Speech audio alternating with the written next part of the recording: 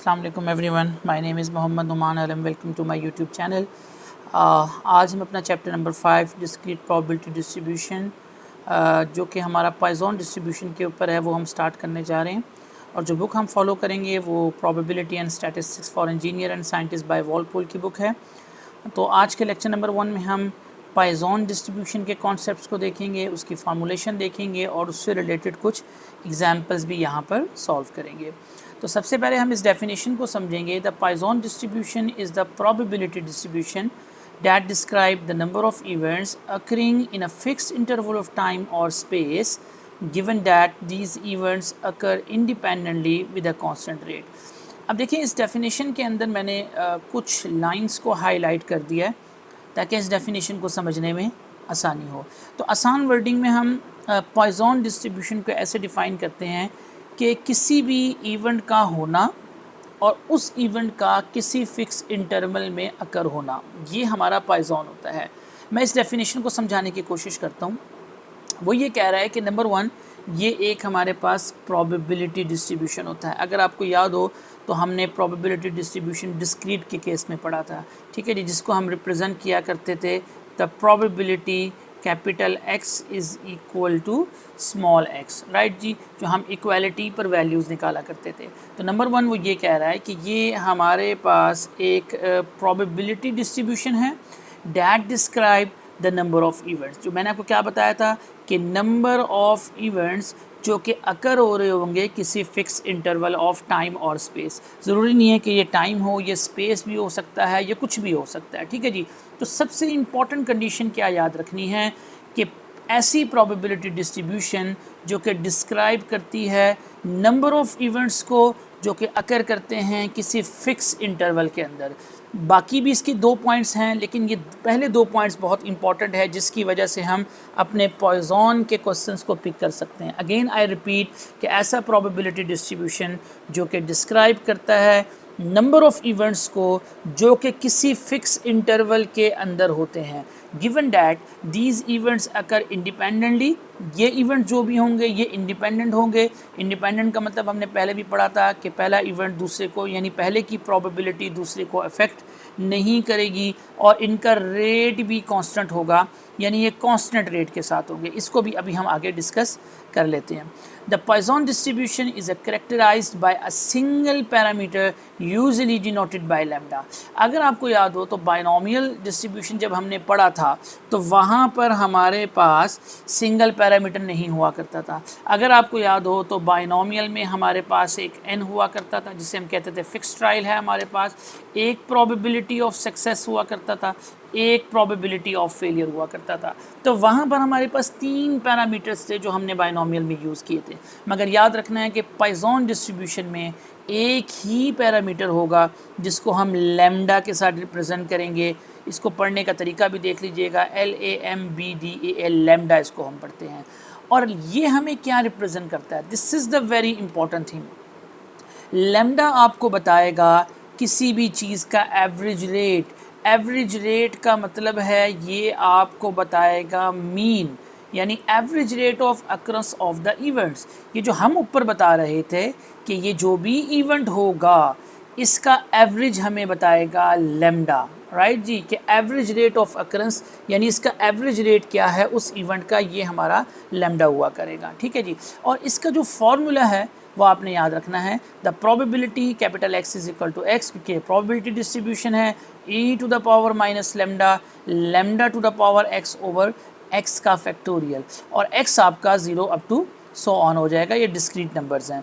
और लैम्डा अभी हमने डिस्कस किया था कि लैम्डा हमारा यहाँ पर average rate of across of the event को रिप्रेजेंट करेगा। ये जो स्मॉल ई हमें नज़र आ रहा है ये base of the natural logarithm होती है। आप इसकी वैल्यू डायरेक्ट भी याद कर सकते हैं 2.7182, या फिर आप अपने कैलकुलेटर में जब शिफ्ट के साथ नेचुरल लॉग के बटन को प्रेस करेंगे you get the same answer, ठीक है जी। और x की जो आपको डिनोमिनेटर में या लैम्डा के ऊपर नज़र आ रहा है ये आपका रिप्रेजेंट करेगा the number of events that occur. तो सबसे पहले आपने इस फार्मूले को याद रखना है कि पॉइज़न डिस्ट्रीब्यूशन का हमारे पास ये फार्मूला होगा। अब यहाँ पर कुछ टर्म्स को हम यूज़ कर रहे हैं, पहले हम उसको समझने की कोशिश करेंगे कि एक टर्म मैंने यहाँ पर यूज़ की है फ़िक्स इंटरवल की। अब ये फिक्स इंटरवल हमारे पास क्या होता है, पहले हम इसको थोड़ा सा डिस्कस कर लेते हैं ताकि हमें क्वेश्चन समझने में आसानी हो। ओके जी, a fix interval in a context of Poisson distribution is a specific consistent unit of measurement over which we count the number of events. This is the very important. इसको समझने की कोशिश करें कि हम क्या कह रहे हैं। यानी आपका फिक्स इंटरवल, जब हम पॉइसन डिस्ट्रीब्यूशन की सेंस में बात किया करेंगे तो उसमें हम बात करेंगे कंसिस्टेंट यूनिट ऑफ मेजरमेंट्स, यानी इनकी यूनिट जो हैं वो सेम होंगी। क्या मतलब है, जैसे मिसाल के तौर पे हमें कोई भी क्वेश्चन में एक इंटरवल दिया हुआ है। लेट्स से मैं ये कहता हूँ हमारे पास जो इंटरवल है वो आवर में गिवन है, घंटों में गिवन है, ठीक है जी। तो हम अब जितनी भी मेजरमेंट यहाँ पर करेंगे, जितनी भी मेजरमेंट हमारी होगी वो आवर्स में ही कैलकुलेट होगी, राइट। अगेन आई रिपीट कि कोई ना कोई इंटरवल हमें क्वेश्चन में दिया होता है। अब लेट्स से अब मैं ये कहता हूँ कि हमें आवर्स में गिवन है, वो किसी में भी गिवन हो सकता है, मिनट्स में हो सकता है, वॉल्यूम, स्पेस, कुछ भी हो सकता है। तो मैं ये अज्यूम कर रहा हूँ कि यहाँ पर हमें इंटरवल आवर में गिवन है। तो अब क्या होगा, जितनी भी मेजरमेंट हम करेंगे वो हमारा इंटरवल सेम होगा। यानी अगर हमारा आवर्स में गिवन है क्वेश्चन में तो हमारी जितनी भी मेजरमेंट्स होंगी वो उसी के अंदर होंगी, तभी इसको हम कह रहे हैं कंसिस्टेंट यूनिट्स।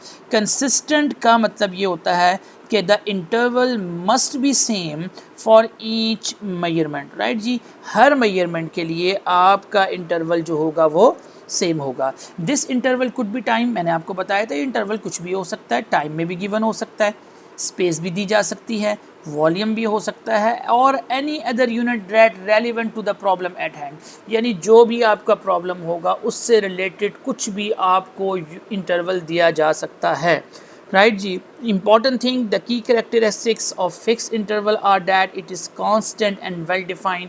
इसको वेल डिफाइन होना चाहिए, कांस्टेंट होना चाहिए। असल चीज़ आपने याद रखनी है कि कंसिस्टेंट होना चाहिए, यानी जो भी इंटरवल आपको दिया जाएगा उसमें जितनी भी हम मेजरमेंट करेंगे वो इंटरवल हमारा सेम होगा। अगर आवर्स में है तो आवर्स में ही होगा, टाइम में है तो टाइम में ही होगा, राइट जी। अब कुछ एग्जांपल्स को मैं समझाने की कोशिश करता हूँ फिक्स इंटरवल्स की। जैसे देखिए, हम अगर टाइम की बात करते हैं, the number of emails received per hour. अब अगर मैं इस एग्जांपल को देखूं तो इसमें दो चीज़ें हैं। अब देखिए, जो नंबर ऑफ़ ईमेल्स हैं ये हमारा इवेंट है, राइट। अब देखिए, नंबर ऑफ़ ईमेल्स कितनी होंगी, या तो 2 होंगी, या 3 होंगी, या 4 होंगी। जैसे मैं ये तो नहीं कह सकता कि 4.5 होंगी, नहीं, या 5.5 होंगी, बिल्कुल नहीं। हमारी जो नंबर ऑफ़ ईमेल्स होंगी वो डिस्क्रीट होंगी।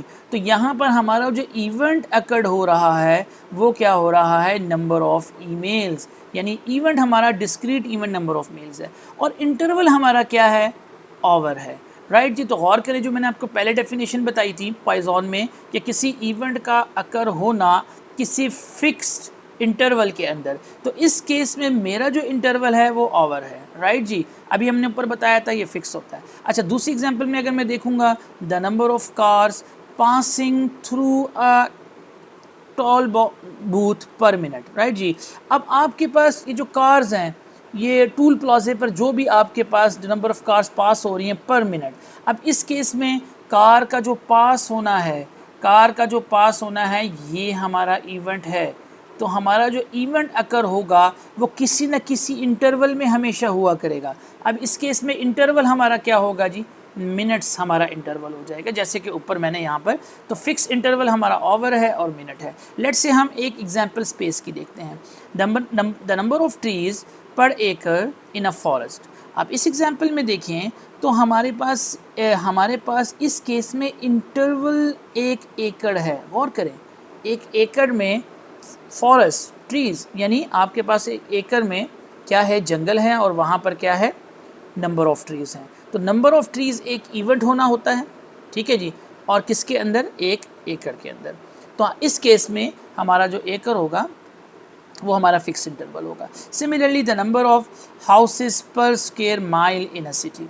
अब यहाँ पर अगर आप गौर करेंगे तो हमारे पास ये जो स्क्वायर माइल है ये हमारे पास इस केस में फ़िक्स इंटरवल है। अब देखिए मैंने आपको ऊपर भी बताया था कि ये इंटरवल ज़रूरी नहीं है टाइम हो, ये कुछ भी हो सकता है। आप इन एग्जांपल्स को फोकस करें और ये देखें कि फ़िक्स इंटरवल क्या क्या है। जैसे पहली एग्जांपल में आवर हमारा फ़िक्स इंटरवल था, दूसरी एग्जांपल में मिनट्स हमारा फ़िक्स इंटरवल था।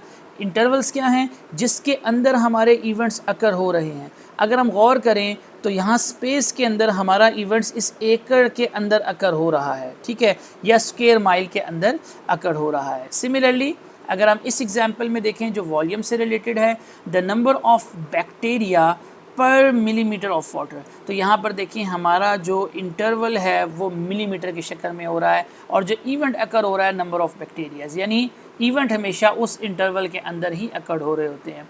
द नंबर ऑफ फिश पर क्यूबिक मीटर इन अटैक, तो यहाँ पर जो क्यूबिक आपको नज़र आ रहा है क्यूबिक मीटर, इस केस में ये हमारा इंटरवल हो जाएगा। सम अदर यूनिट्स हम देख सकते हैं, द नंबर ऑफ डिफेक्ट्स पर batch in a manufacturing process, तो इस केस में जो हमारे पास डिफेक्टिव होना है वो किसी बैच के अंदर है, तो बैच यहाँ पर हमारा क्या हो जाएगा? Fix interval. इसी तरह द नंबर ऑफ टाइप पर पेज इन अ बुक, ठीक है जी। तो अब आपके पास जो टाइप पेज है, यहाँ पर जो पेज है बुक का, वो बेसिकली क्या हो जाएगा? इंटरवल हो जाएगा। अब आप ये देखें गौर से कि जितनी भी एग्जांपल्स हमने यहाँ पर डिस्कस की हैं, इनके अंदर सबसे इम्पॉर्टेंट बात जो मैं डिस्कस कर रहा हूँ वो इंटरवल की कर रहा हूँ कि फ़िक्स इंटरवल टाइम भी हो सकता है, स्पेस भी हो सकता है, वॉल्यूम भी हो सकता है, स्केल भी हो सकता है, एनीथिंग रिलेटेड टू क्वेश्चन, ठीक है जी। तो आपने याद क्या रखना होगा कि पॉइज़न डिस्ट्रीब्यूशन की हमने डेफिनेशन को याद रखना है कि पॉइज़न डिस्ट्रीब्यूशन हमारे पास क्या होता है? एक प्रोबेबिलिटी डिस्ट्रीब्यूशन होती है जिसमें इवेंट्स अकर हो रहे होते हैं किसी फिक्स इंटरवल में। अब कुछ एग्जांपल से हम पॉइज़न डिस्ट्रीब्यूशन को समझने की कोशिश करते हैं कि आप कैसे किसी एग्जांपल को देखकर, किसी क्वेश्चन को देखकर ये जज करेंगे कि ये पॉइज़न डिस्ट्रीब्यूशन का क्वेश्चन है। अब गौर करें, लेट्स से एक एग्जांपल है, on an average number of patient in a waiting room in an hour. अब आप गौर करें इस क्वेश्चन में यहाँ कोई भी n की बात नहीं हो रही जैसे बाइनोमियल की होती थी, हमारे पास कहीं भी प्रोबेबिलिटी ऑफ सक्सेस की बात भी नहीं हो रही है। अगर हम गौर करें तो यहाँ पर एक डिस्क्रीट वेरिएबल के अकरंस की बात हो रही है। क्या मतलब है कि नंबर ऑफ पेशेंट्स, अगर आप गौर करें तो नंबर ऑफ पेशेंट्स हमारे पास लाजमी बात है डिस्क्रीट ही होंगे, या तो वो लेट्स से 4 हो सकते हैं, 5 हो सकते हैं या 6 हो सकते हैं, ठीक है। तो यहाँ पर एक डिस्क्रीट वेरिएबल की अकरंस है और किसी इवेंट के अंदर है। अब यहाँ पर इवेंट देखें क्या है, on an average number of patients in a waiting room in an hour, तो ये हमारा इस केस में क्या हो गया है? इंटरवल हो गया है, जैसे मैं आपको लास्ट टाइम बता रहा था। तो ये पॉइज़न डिस्ट्रीब्यूशन क्यों बनेगा? क्योंकि हमारे पास किसी डिस्क्रीट वेरिएबल की अकरंस है, किसी इवेंट की अकरंस है, यानी किसी इवेंट के होना और किसी इंटरवल के अंदर होना, ठीक है जी, यही हमारा कहलाता है पॉइज़न। अब यहाँ पर हम कुछ चीज़ों को, टर्म्स को देख लेते हैं। अब लेट्स से समझाने के लिए मैंने चीज़ें लिख दी हैं कि यहाँ पर फिक्स इंटरवल 1 आवर है और इवेंट्स क्या है जी? जो पेशेंट्स का आना है ये हमारा इवेंट्स है, यानी पेशेंट का आना इवेंट्स है और फिक्स इंटरवल हमारा 1 आवर है। और ये कांस्टेंट रेट क्यों है? क्योंकि ये बता रहा है the average rate of patients arriving at the waiting room is 5 patient per hour. मिसाल के तौर पे मैंने ये कहा कि हमारा जो वेटिंग रूम है, यहाँ जो पेशेंट्स आ रहे हैं ऑन एन एवरेज वो किस तरह आ रहे हैं? 5 पेशेंट्स आ रहे हैं पर आवर, यानी 1 घंटे के अंदर एवरेज 5 पेशेंट्स आ रहे हैं, ठीक है जी, हमने एग्जाम्पल में बनाया, ठीक है जी। तो ये हमारा जो 5 पेशेंट का आना है ये कांस्टेंट रहेगा थ्रू आउट द आवर, यानी नेक्स्ट आवर में भी 5 ही आएंगे, उससे नेक्स्ट में भी 5 ही आएंगे, तो इसको हम कहते हैं ये कांस्टेंट रेट है। Number 4 independent. इंडिपेंडेंट क्या होता है? देखिए लाजमी बात है, the arrival of 1 patient at the waiting room doesn't affect the probability of another patient. अब 5 पेशेंट अगर आ रहे हैं तो पहला पेशेंट आएगा, फिर उसके बाद दूसरा आएगा, तो इनकी प्रोबेबिलिटी एक दूसरे को अफेक्ट नहीं करेंगी। तो ये 4 प्रॉपर्टीज़ जहाँ फुलफ़िल हो रही हो वो हमारे पास पॉइज़न डिस्ट्रीब्यूशन के क्वेश्चन होते हैं। लेकिन आप अगर पहली 2 प्रॉपर्टीज़ को सिर्फ गौर करें तो आपको पॉइज़न को के जो भी एग्जांपल्स होगी उनकी इजीली समझ आ जाएगी। लेट्स से अगर मैं इस एग्जांपल को देखूं, on an average 15 serious injuries in a particular factory in a month and why this is the binomial distribution। अगर आप गौर करें तो यहाँ पर हमारे पास जो इवेंट है वो क्या है, जो इंजरीज़ आपके पास 15 सीरियस इंजरीज़ हैं, ये हमारे पास कोई भी डिस्क्रीट इवेंट का अकर होना है, ठीक है जी। और यहाँ पर हमारे पास 1 मंथ क्या है, इंटरवल है। तो ये पाइजॉन का क्वेश्चन बन जाएगा। उसकी वजह क्या है, क्योंकि कोई भी डिस्क्रीट इवेंट अकर हो रहा है किसी भी फिक्स टाइम इंटरवल के अंदर, तो ये भी हमारे पास एग्जांपल पाइजॉन की बन जाएगी। सेम थिंग मैंने यहाँ पे लिखी है कि फिक्स इंटरवल 1 मंथ है और इवेंट्स क्या हो रहा है, सीरियस इंजरीज हो रही हैं और वो किसी मंथ के अंदर हो रही हैं, यानी एक मंथ के अंदर on an average. On an average का मतलब यही होता है कि औसतन तकरीबन इतनी इंजरीज़ हमारे पास आ रही हैं एक मंथ के अंदर, ठीक है जी। और वही बात हमने कही है, ये इंडिपेंडेंट क्यों होगा, the occurrence of one injury does not directly cause और affect the probability of another injury, कि पहली इंजरी पर्सन की दूसरे को अफेक्ट नहीं कर रही है। और इसका कांस्टेंट एवरेज रेट भी होगा because the average rate of serious injuries per month is constant over time. If an average, हम ये कह रहे हैं if an on average there are 15 serious injuries per month, this rate remain constant from month to month। वही जो हमने कहा था, ये constant रहेगी, ये कभी भी चेंज नहीं होगी। बट मैं आपको प्रेफर करूँगा कि आप पहले दो जो पॉइंट्स है उस पर फोकस करेंगे। और यहाँ जो बार बार ऑन एन एवरेज की बात हो रही होती है, याद रखिएगा हमने पहले भी कहा था कि एवरेज हमारा किसको रिप्रेजेंट करता है, लैम्डा को रिप्रेजेंट करता है। तो यहाँ पर इस केस में हमारी लैम्डा की वैल्यू जो है वो कितनी है, 15 है। ओके जी, तो इस तरह की कुछ एग्जांपल्स हमने देखी। एक और एग्जांपल हम आखिरी देख लेते हैं ताकि बेटर अंडरस्टैंड हो सके। The number of call received by a telephone operator in a day. अगर आप गौर करें तो यहाँ पर जो कॉल्स का आना है वो हमारे पास एक इवेंट है और एक फ़िक्स इंटरवल मौजूद है किसी एक दिन के अंदर। तो देखिए एक दिन के अंदर कितनी कॉल्स आ सकती हैं, 50 आ सकती हैं, 60 आ सकती हैं, 15 आ सकती हैं, 20 आ सकती हैं। तो एक डिस्क्रीट इवेंट का अकर होना है एक फ़िक्स इंटरवल के अंदर। तो यही हमारा पाइजॉन डिस्ट्रीब्यूशन के क्वेश्चंस की तरफ लेके जाता है। अब इन समरी आपने ये बात याद रखनी है कि जब भी हम पाइजॉन डिस्ट्रीब्यूशन के क्वेश्चंस को सॉल्व किया करेंगे तो हमने ये बातें जहन में रखनी है कि the Poisson distribution is applicable in these scenarios because they involve the counting the number of events occurring within a fix interval. जो मैंने आपको बार बार बताया है कि नंबर ऑफ़ इवेंट्स होंगे किसी इंटरवल के अंदर होंगे और उनका एवरेज रेट कांस्टेंट होगा और वो इंडिपेंडेंटली अकर होंगे।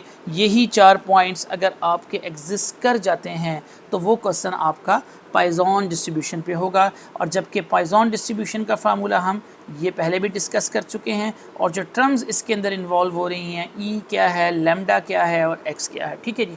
अब हम कुछ क्वेश्चंस करेंगे जो बेस्ड ऑन पाइजॉन डिस्ट्रीब्यूशन पे होंगे और मैं आपको समझाऊंगा ये क्वेश्चन क्यों पाइजॉन पे मूव कर रहे हैं।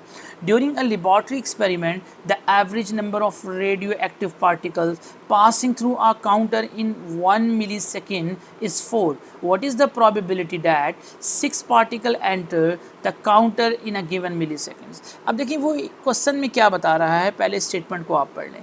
वो ये बता रहा है कि एक लेबोरेटरी एक्सपेरिमेंट के दौरान वो ये कहता है कि अगर 1 मिलीसेकंड में एवरेज 4 रेडियो एक्टिव पार्टिकल जो है वो एक काउंटर से गुजर रहे हैं, ठीक है जी। अगेन आई रिपीट, वो क्या कह रहा है कि जो आपका लेबोरेटरी एक्सपेरिमेंट है उसके दौरान क्या हो रहा है, 1 मिलीसेकंड में तकरीबन, यानी वो कह रहा है कि average number of radio active particles यानी तकरीबन 4 रेडियो एक्टिव पार्टिकल जो है वो एक काउंटर से क्या हो रहे हैं, पास हो रहे हैं। अब क्वेश्चन में वो कह रहा है what is the probability that 6 particle enter the counter in a millisecond.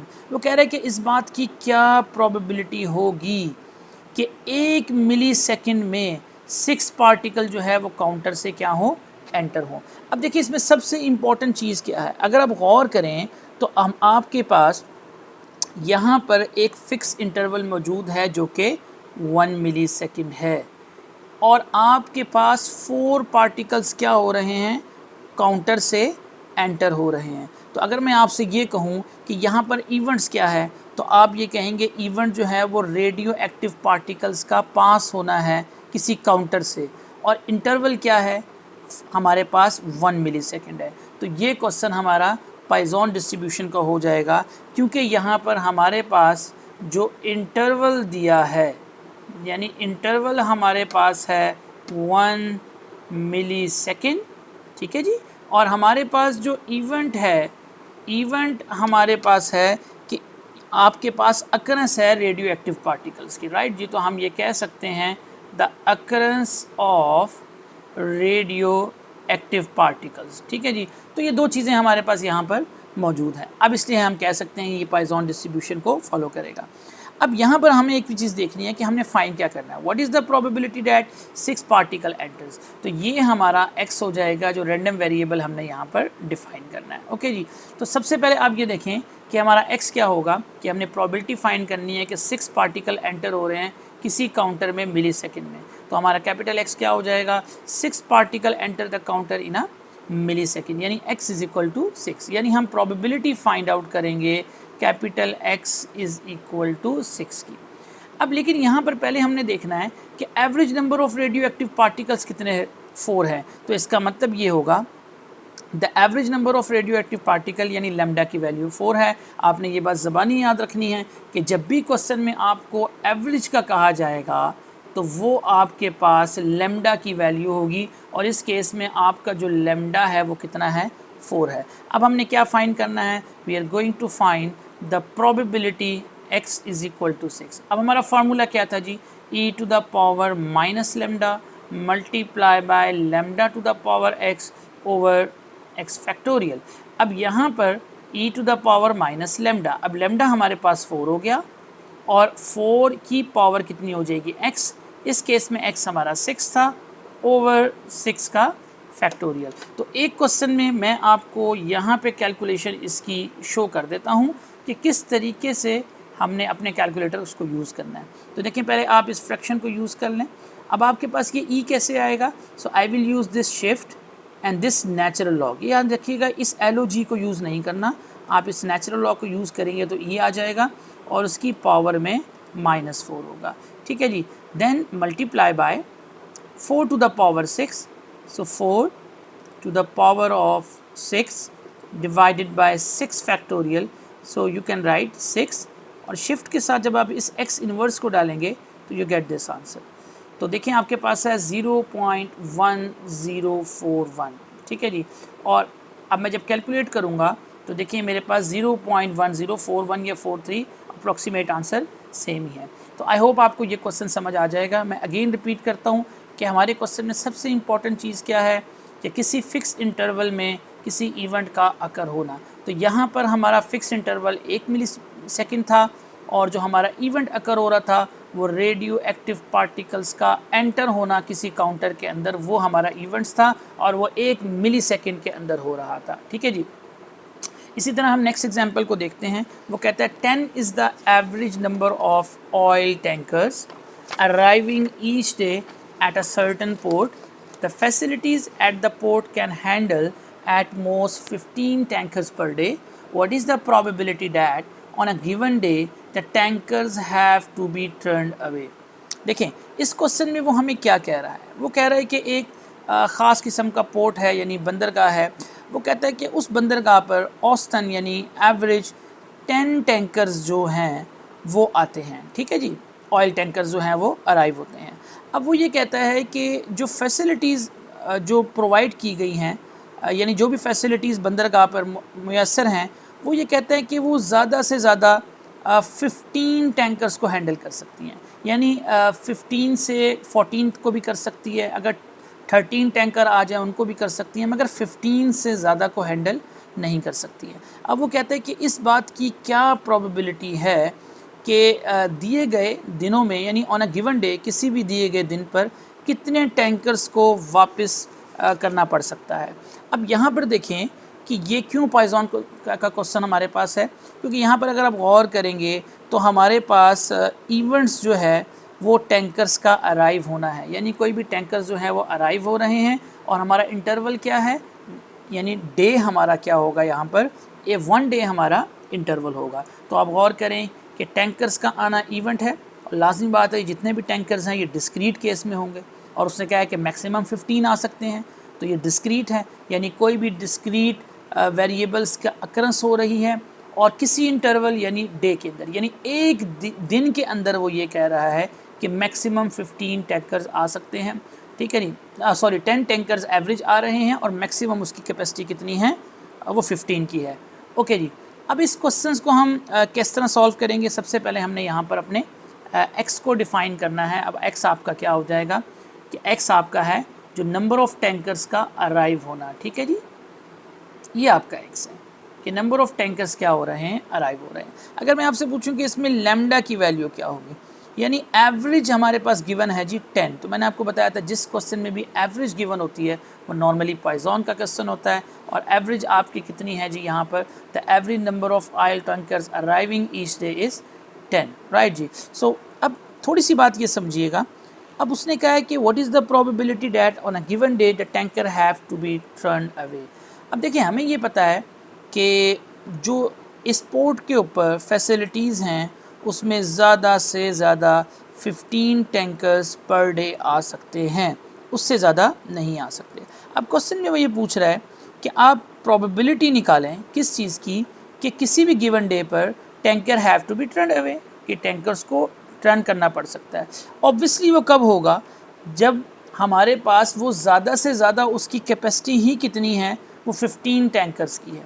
तो अगर 15 से ज़्यादा हो गए तो हमें क्या करना पड़ेगा, टैंकर्स को टर्न करना पड़ेगा। So this mean we need to find the probability that more than 15 tankers arrive in a given day, right जी। सो अब इसका रिजल्ट हमारे पास क्या होगा, क्योंकि हम ये कह सकते हैं भाई ज़्यादा से ज़्यादा हैंडल कितने कर सकते हैं, 15 कर सकते हैं, तो इसका मतलब है कि मुझे प्रोबेबिलिटी किसकी फाइंड करनी होगी, लेस देन इक्वल टू 15। आपको याद होगा हमने पहले भी एटमॉस का कॉन्सेप्ट पढ़ा था, क्योंकि हैंडल ही वो 15 कर सकता है, तो ऑब्वियसली अब वो कह रहा है कि टर्न अवे है किसी भी गिवन डे पे, तो इसका मतलब क्या होगा, हमें प्रोबेबिलिटी निकालनी होगी एट मोस्ट 15 टैंकर्स की, क्योंकि वो हैंडल ही इतने कर सकता है।